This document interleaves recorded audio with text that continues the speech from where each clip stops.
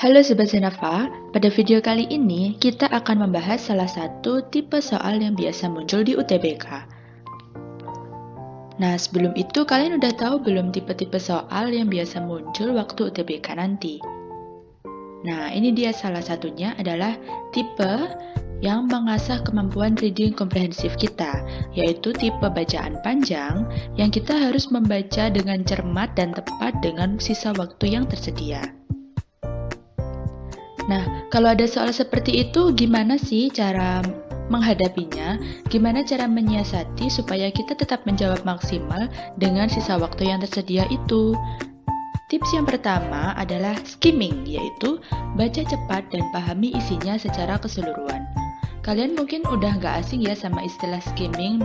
Dari sejak SD, SMP, bahkan SMA mungkin sudah diajari teknik skimming, yaitu membaca cepat, supaya kita tahu apa sih isi dari bacaan ini tanpa harus membaca seluruh kalimat dan membutuhkan waktu yang singkat. Itu adalah teknik skimming. Biasanya teknik skimming ini beragam ya. Kalau saya biasanya membaca dari tengah, pandangan mata kita ke tengah, lalu kita amati, kita baca secara sekilas dari atas sampai ke bawah, dan pandangan kita ada di tengah. Jadi nanti kita ambil kata kunci, lalu kita ambil kesimpulan. Oh, ternyata isi dari bacaan ini adalah misalnya reboisasi atau longsor atau sebagainya. Tips yang kedua adalah mark, yaitu tandai. Dalam membaca skimming tadi kan kita membaca cepat ya. Jangan sampai karena kita membaca cepat, kita tidak mendapatkan informasi apapun. Justru karena kita membaca cepat, maka kita harus menandai informasi-informasi yang penting. Tandai informasi yang sekiranya akan keluar pada soal nanti. Kita kan pasti tahu di dalam teks itu ada informasi utama dan informasi pendukung. Jadi kita ambil informasi utama, lalu kita simpan dalam memori dulu. Nah, lalu kita ambil ke tips yang ketiga. Tips yang ketiga adalah skip, yaitu lewati kosakata asing atau soal sulit yang muncul dalam teks. Dalam membaca skimming tadi, kan kita membaca cepat. Nah, biasanya pandangan kita akan tidak sengaja menemui suatu kata atau suatu kalimat yang sulit dipahami, atau mungkin masih asing dan istilahnya ini istilah teknik ya. Jadi, kita masih belum paham apa maksud dari kata ini. Nah, apabila kita menemukan demikian, jangan menghabiskan waktu untuk memikirkan arti dari kata atau kalimat tersebut. Karena apa? Kita tetap bisa mengambil kesimpulan inti dari paragraf tersebut tanpa harus mengetahui arti dari seluruhnya. Kita bisa lihat dari kalimat, misalkan dalam satu paragraf itu ada 4 kalimat, kita bisa lihat dari kalimat 1 sampai kalimat 3. Dia ini ngomongin apa dari kalimat 1 sampai kalimat 3. Lalu ketika kalimat 4 ini sulit dipahami, maka setidaknya kita sudah tahu secara garis besar apa yang dibicarakan dalam paragraf tersebut. Maka kita harus apa? Lewati. Jangan sampai menghabiskan waktu untuk menganalisa kira-kira apa arti dari kata atau kalimat ini. Atau ketika kalian sudah mengerjakan soal, jangan sampai stuck pada satu soal yang sulit. Karena apa? Waktu kalian itu terbatas. Jadi jangan sampai kalian nanti kehabisan waktu karena stuck pada satu soal tersebut. Nah, kalau sudah skimming, sudah mark, dan skip, lalu apa tips selanjutnya? Tips selanjutnya adalah limit, yaitu batasi pengetahuan pribadi ke dalam teks. Maksudnya apa? Ketika kalian membaca teks yang mungkin sudah ada mengandung pengetahuan alam atau ilmu yang sehari-hari diterapkan, mungkin kalian sudah tahu ilmu tersebut tanpa membaca teks. Misalnya seperti reboisasi. Reboisasi adalah penghijauan hutan kembali.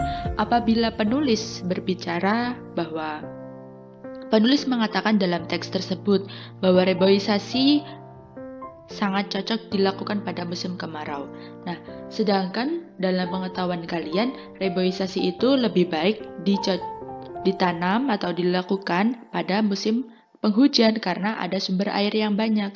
Tapi penulis bilang, reboisasi paling cocok dilakukan pada saat musim kemarau. Maka ketika di pertanyaan nanti muncul soal, apakah penulis membicarakan bahwa reboisasi paling cocok dilakukan pada musim kemarau atau apakah reboisasi dilakukan paling cocok di musim kemarau, maka jawabannya adalah iya. Karena apa? Yang ditanyakan adalah berdasarkan opini dari penulis, bukan opini dari kalian. Jadi meskipun kalian tahu jawabannya mungkin tidak sama dengan pemikiran kalian, namun ketika ditanyakan di soal seperti itu ya, maka kalian juga harus menjawab mengacu pada teks bacaan. Jangan memasukkan informasi pribadi ataupun pendapat pribadi ke dalam jawaban soal tersebut. Karena apa? Bisa jadi itu mempengaruhi soal yang kalian kerjakan itu menjadi salah. Nah, sudah ada 4 tips yang bisa dilakukan ketika menghadapi soal teks bacaan panjang seperti itu. Oh iya, skimming. Dalam teknik skimming itu apa sih bedanya skimming sama membaca biasa? Ketika kita membaca novel, ketika kita membaca koran, ketika kita membaca majalah, apa bedanya ketika kita membaca hal-hal tersebut dengan membaca skimming? Kalau kita membaca novel, koran, majalah, itu namanya membaca casual. Membaca casual itu kita melakukannya dengan santai dan membaca kalimat per kalimat, kata per kata, jadi tidak ada yang terlewat informasinya. Kita membacanya dengan santai, jadi seluruhnya kita baca, lalu kita ambil kesimpulan. Ternyata topik dari majalah atau topik dari novel ini adalah demikian. Namun, ketika kita ujian, kita kan ada batasan waktu, maka kita tidak bisa menerapkan baca casual tadi. Karena apa? Nanti kita akan kehabisan waktu hanya untuk membaca teks bacaan. Apalagi kalau teksnya sangat panjang dan bahasanya sulit dimengerti, maka itu akan sangat menghabiskan waktu. Sehingga bisa saja kalian melewatkan soal yang sebenarnya mudah yang terletak setelah soal-soal tersebut. Jadi kalian jangan sampai stuck ya, jangan sampai stuck. Kalian harus skip ketika menemukan soal sulit dan jangan membaca terlalu pelan, kita harus membaca skimming karena ini juga berpengaruh pada estimasi waktu yang dibutuhkan untuk membaca tersebut. Oke, kita lanjut kembali ke dalam teks soal. Ini apa kok ada ditandai warna biru muda ini? Nah, dalam membaca tadi, kita kan selalu melihat ada kosakata-kosakata baru dan tata bahasa. Kosakata dalam bahasa Inggris disebut dengan vocabulary. Kita kenapa kok disuruh untuk mulai membiasakan diri membaca artikel dalam bahasa Inggris untuk memperbanyak kosakata yang kita pahami. Semakin banyak kosakata, maka semakin mudah kita akan memahami maksud dari suatu teks. Apakah kita harus membaca buku teks pelajaran? Bisa jadi. Namun, apabila kalian lebih suka mendengarkan musik, atau kalian lebih suka membaca novel, mengikuti berita olahraga, dan sebagainya, kalian bisa mulai dari hal-hal kecil. Misalnya melihat artikel sepak bola dalam bahasa Inggris. Kalian melihat novel atau membaca novel dalam bahasa Inggris, dan sebagainya. Nanti lama-kelamaan kalian akan mempunyai kosakata tambahan sehingga pengetahuan kalian lebih luas dan kalian pun akan terbiasa dengan tata bahasa dalam bahasa Inggris atau yang biasa disebut dengan grammar. Kalimat atau kata-kata yang saya beri tanda ini adalah salah satu tenses atau tata bahasa yang ada di dalam teks berupa tenses. Yang pertama ada kalimat pertama pada paragraf pertama, yaitu forests have the ability to regulate water systems, prevent erosion and flood, and maintain soil fertility. Kira-kira ini menggunakan tenses apa? Forests have. Nah, ini menyatakan apa? Kejadian umum, kejadian alam. Maka kita gunakan present tense. Apalagi cirinya? Forests have. Forest di sini dalam bentuk jamak karena ada akhiran s sehingga dia menggunakan kata kerja bentuk pertama. Kata kerja bentuk pertama dari memiliki adalah have. Namun ketika nanti subjeknya adalah benda tunggal, maka have ini kembali ke bentuk ditambahi s atau is. Jadi menjadi has. Forest has itu kalau bentuknya tunggal. Kalau bentuknya jamak seperti ini, forests have the ability to regulate water system, prevent erosion and flood, and maintain soil fertility. Jadi kalimat pertama ini menggunakan present tense, yaitu untuk menyatakan kejadian alam atau kebiasaan. Lalu kita lihat pada paragraf kedua kalimat kedua. In this position, rainwater doesn't directly hit the soil surface, but will fall slowly through the leaf and follow through the tree trunk. Nah, rainwater does not. Does adalah auxiliary yang digunakan oleh present tense juga. Namun, does ini hanya digunakan oleh subjek ketiga tunggal. Apa itu subjek ketiga tunggal? Ada he, she, dan it, serta benda-benda tunggal. Kita lihat pada kalimat rainwater. Rainwater does not. Rainwater di sini dalam bentuk tunggal, maka dari itu dia menggunakan does not. Namun ketika rainwater ini diganti dengan forest yang tadi, forest ini kan dalam bentuk jamak. Maka ketika dia dalam kalimat negatif, maka forest do not. Jadi tahu bedanya ya, kalau bendanya tunggal maka dia pakai does, kalau bendanya jamak lebih dari satu maka dia pakai do. Lalu yang ketiga yaitu pada kalimat kedua terakhir pada paragraf kedua, di kalimat kedua terakhir itu ini, dramatically littering is heading towards decay process. Nah, dramatically littering is heading. Ada to be is dengan verb yang ada imbuhan huruf ing di belakangnya. Maka ini adalah ciri-ciri dari present continuous tense. Present continuous tense itu biasanya digunakan untuk menyatakan kejadian yang sedang berlangsung. Kita menggunakan to be is. Masih ingat? To be dalam present continuous itu ada 3, yaitu is, am, dan are. Tergantung dengan subjek yang kita gunakan. Pada kalimat ini subjeknya adalah littering. Nah, littering ini dalam bentuk tunggal, maka dari itu dia menggunakan is. Headingnya tetap, heading itu awalnya head, lalu ditambahi dengan ing. Jadi heading, littering is heading. Namun apabila nanti subjeknya berubah menjadi forest, maka forest to be-nya kalau jamak itu pakai are. Forests are heading towards decay process. Misalnya itu pakai forest. Atau kalau misalnya to be-nya itu am, maka dia hanya subjeknya selalu satu, apa yaitu I. I itu hanya memiliki satu opsi to be yaitu am. Itu sudah satu paket ya. I am. Littering am itu nggak ada. Forest am juga nggak ada. Jadi yang ada hanya I am. Jadi yang pertama tadi pakai apa? Present tense. Lalu yang kedua juga present tense. Yang ketiga ada present continuous. Lalu yang keempat, mari kita lihat yang keempat.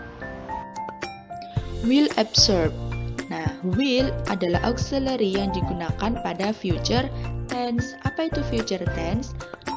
Tenses yang digunakan untuk menyatakan kejadian yang akan terjadi. Jadi kejadiannya belum terjadi ya, masih akan terjadi. Maka dia menggunakan imbuhan will absorb, will plus verb 1.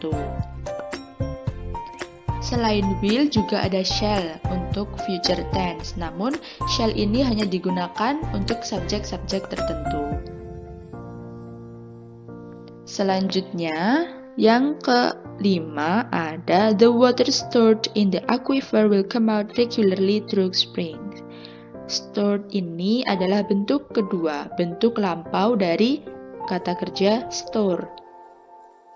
Karena dia adalah bentuk lampau, apa sih ciri-ciri dari kata kerja bentuk lampau? Biasanya kalau dia berbentuk regular verb, maka dia ditambah dengan akhiran ed. Ketika dia ditambah dengan akhiran ed, maka dia termasuk regular verb. Namun tidak semuanya ya, ada juga yang irregular. Nah, untuk mengetahui ini regular atau irregular, gimana tipsnya? Tipsnya adalah apa? Rajin membaca teks bahasa Inggris dan menambah wawasan. Tipsnya hanya itu ya. Kalian harus sering-sering berlatih. Jangan mengentengkan, jangan menggampangkan, jangan malas. Karena apa? Bahasa Inggris nanti akan sangat berguna ketika di dunia perkuliahan. Banyak sekali literatur yang menggunakan bahasa Inggris. Jadi kalian tujuannya membaca teks panjang seperti ini adalah untuk latihan nanti ketika kalian sudah berkuliah, maka kalian tidak akan kaget ketika menemukan literatur dalam bahasa Inggris. Begitu. Lalu apakah pada paragraf 5 paragraf ini hanya ada 4 tenses tadi? Tidak. Misalnya kita lihat yang kalimat ini. The organic materials are collected in the soil surface. Ini adalah bentuk dari passive voice karena are kalau ikut present continuous tadi, kalimat aktif present continuous kan are plus verb ing. Namun ini are plus verb plus ed.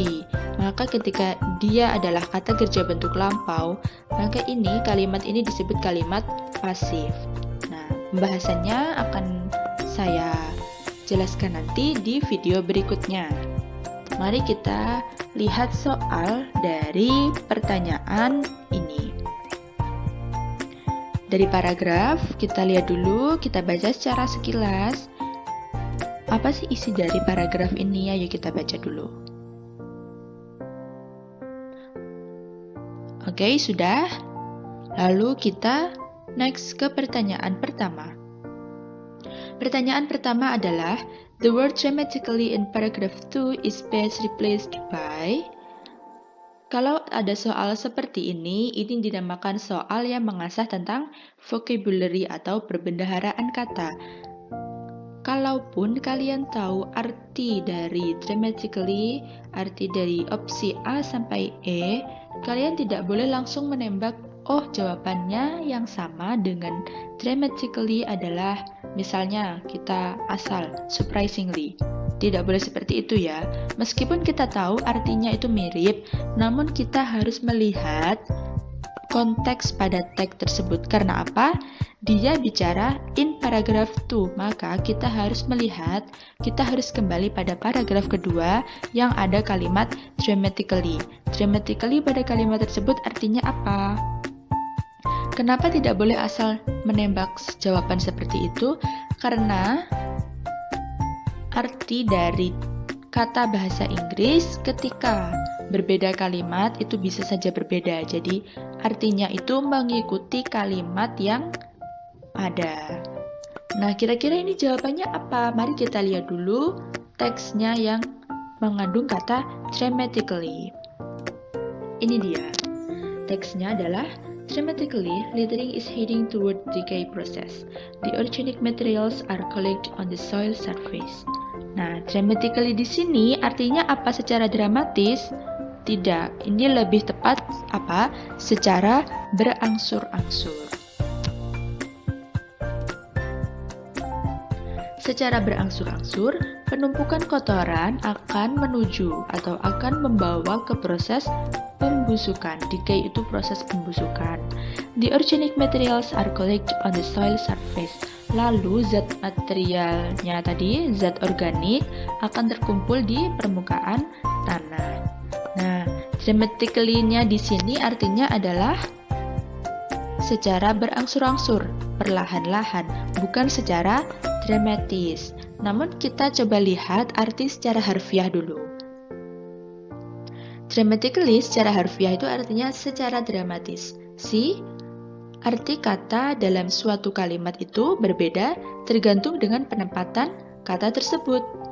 Dia mengikuti kalimat apa? Bisa saja artinya berbeda dan dia menyesuaikan dengan kalimat yang ada. Kita lihat dramatically artinya, kalau secara harfiah ya, secara dramatis, namun dalam kalimat tersebut artinya adalah berangsur-angsur atau perlahan. Nah, yang E, gradually, nah inilah baru kita lihat arti satu-satu dari opsi dari opsi jawaban yang ada. Misalnya gradually, secara berangsur-angsur. Naturally, tentu saja. Amazingly, secara menakjubkan. Surprisingly, secara mengejutkan. Dan simultaneously, serempak. Maka yang cocok adalah gradually. Oke, bisa dipahami ya? Kita lanjut ke soal berikutnya. Number 2, what is the main idea of the passage? Nah, soal ini menanyakan tentang ide pokok dari paragraf-paragraf yang ada. Ide pokok dari bacaan tersebut apa? Inilah pentingnya skimming. Ketika kita sudah skimming, maka kita akan tahu secara garis besar bacaan ini membicarakan tentang topik A, misalnya seperti itu. Lalu kalau kita lihat tadi, mari kita amati dulu. Jawabannya satu persatu. Water guarantees millions of organisms to survive in forest areas. Nah, yang A ini apa? Air menjamin kehidupan berbagai makhluk hidup untuk tetap survive di area hutan. Apakah tadi dalam teks membicarakan tentang air yang menjamin kehidupan makhluk hidup? Kita lihat. Apakah ada? Tidak terlalu disebutkan, maka jawaban A kita singkirkan. Lalu yang B, land stores and releases water through various process.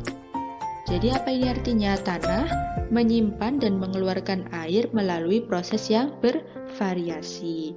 Apakah ini benar? Kita lihat dulu. Ini. Forests have the ability to regulate water system, prevent erosion and flood, and maintain soil fertility.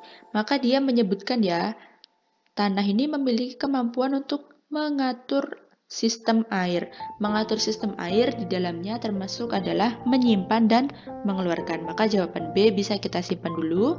Kita pindah yang ke C. Litter gradually flows water to the soil surface. Apa? Penumpukan kotoran secara berangsur-angsur mengalirkan air ke permukaan tanah. Apakah hanya membicarakan tentang penumpukan kotoran yang membuat air mengalir secara perlahan ke permukaan tanah? Jawabannya kan tidak. Mari kita lihat ke opsi selanjutnya. Trees store water to fulfill human daily needs. Nah, apakah dalam teks ini menyinggung tentang human daily needs? Kita lihat bahwa di sini tidak menyinggung.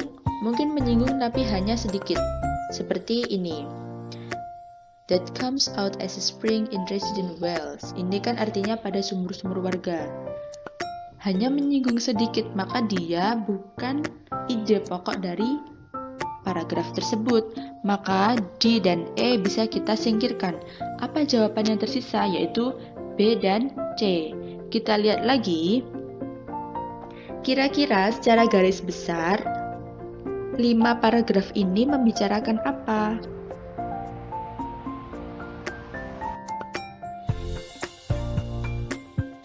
Jawaban yang paling tepat adalah B. Land stores and releases water through various processes. Ini adalah soal yang menanyakan tentang gambaran umum. Kenapa jawabannya B? Karena mencakup isi keseluruhan bacaan. Jadi ketika ditanyakan tentang main idea, kita harus melihat secara keseluruhan ini ngomongin apa. Dan ketika kita melihat opsi-opsi tersebut, mungkin ada jawaban yang mirip-mirip, ada jawaban yang hampir benar menurut kita. Jawabannya mirip-mirip, hampir benar. Maka kita pakai opsi singkirkan dan simpan dulu. Jawaban yang sekiranya salah, kita singkirkan. Lalu kita pikirkan jawaban yang menurut kita memiliki opsi benar. Nanti kan jawaban yang memiliki opsi benar ada B dan C. Lalu kita lihat-lihat lagi, apakah opsi yang C tadi apa? Apakah penumpukan sampah? Apakah dia membicarakan tentang penumpukan sampah sepanjang paragraf tersebut? Tidak, maka jawaban yang tepat adalah B. Seperti itu ya. Lalu kita lanjutkan pada Soal yang ketiga. With the sentence, this organism's behavior causes the soil surface to become loose and porous. In paragraph T, the writer intends to. Nah, ini termasuk soal yang menanyakan tentang apa? Informasi tersirat.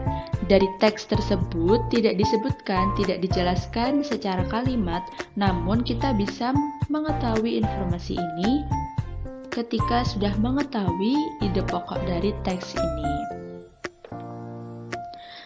Teksnya adalah this organism's behavior causes the soil surface to become loose and porous. Apa yang ingin penulis sampaikan dengan menulis kalimat tersebut? Nah, kita lihat analisis, kita coba lihat dulu opsi yang A. Describe the organism and its behavior against loose soil. Mendeskripsikan tentang organisme dan kebiasaannya yang membuat tanah berpori-pori atau yang membuat tanah berpori-pori tadi ya. Maka apakah dalam teks tadi menyinggung tentang organisme, kelakuan organisme? Apakah organismenya dideskripsikan secara detail? Tidak, maka kita singkirkan dulu jawaban yang ke A. Kita lihat jawaban yang B. Confirm the behavior of organism in loose soil. Apakah kalimat tersebut mengkonfirmasi bahwa kebiasaan organisme ini berpengaruh terhadap tanah-tanah yang akhirnya menjadi berpori? Bisa jadi jawaban yang benar. Maka kita lihat lagi yang C. Compare the loose soil with the porous soil. Apakah dia membandingkan? Tidak. Maka kita lihat opsi yang ke D. Uncover natural processes at soil erosion. Apakah kalimat tersebut menjelaskan tentang proses erosi dari tanah? Tidak juga ya. Mari kita lihat yang E. Explain the causes of soil erosion. Menjelaskan alasan dari erosi tanah. Tadi jawaban yang D berarti bisa jadi karena kebiasaan organisme maka bisa menyebabkan erosi. Jadi jawabannya antara apa tadi? D atau E.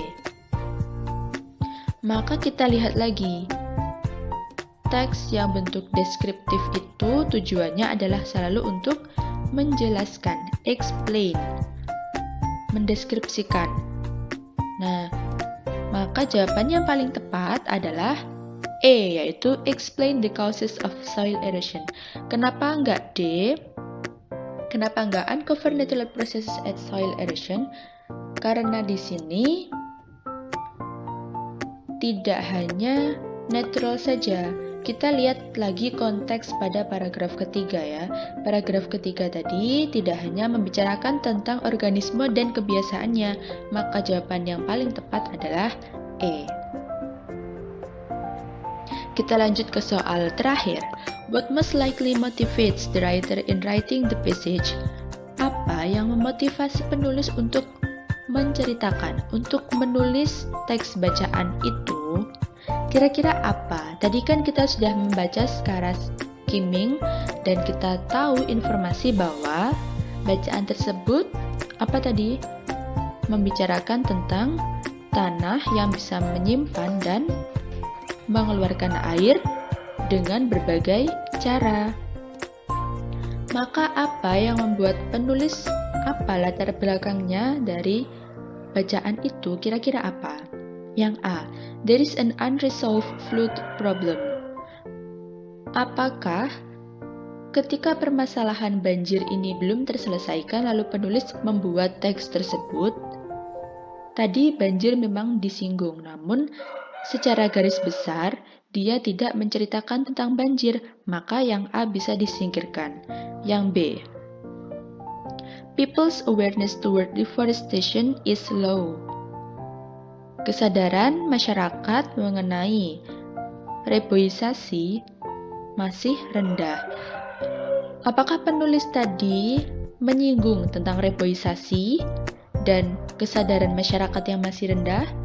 Tidak, maka kita singkirkan dulu. Kita lanjut ke jawaban yang ke C. Not many people understand the benefits of water for forests.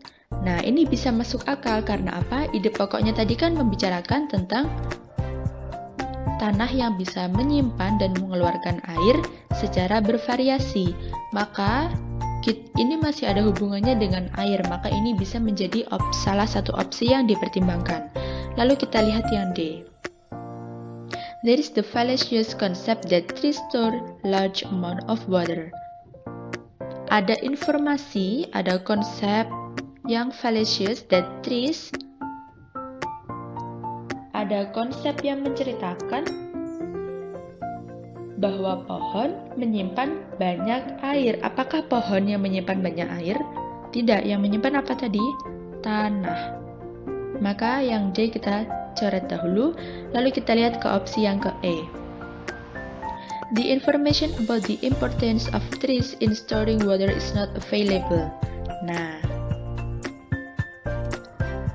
informasi kepentingan hutan dalam rangka penyimpanan air tidak tersedia. Ini juga masuk ya. Ini bisa dipertimbangkan. Maka tadi jawaban yang dipertimbangkan apa? C dan E. Not many people understand the benefit of water for forests and the information about the importance of trees in storing water is not available. Mari kita lihat pembahasannya. Apa jawaban yang kira-kira paling tepat? Yaitu E. The information about the importance of trees in storing water is not available. Karena apa? Secara garis besar, penulis menceritakan tentang tanah yang bisa menyimpan dan mengeluarkan air secara beragam. Maka, opsi yang C tadi dinilai kurang tepat untuk jadi alasan penulis menceritakan atau menulis teks tersebut. Nah, ini dia sudah selesai. Gimana? Dengan pembahasan 4 soal tadi, tipe teks reading komprehensif, apakah kalian sudah semakin paham, sudah semakin menyiapkan diri, sudah paham dengan konsepnya? Jangan lupa ya, kalau kalian suka video ini, kalian bisa like dan bantu subscribe and share ke teman-teman kalian yang membutuhkan. See you di next video.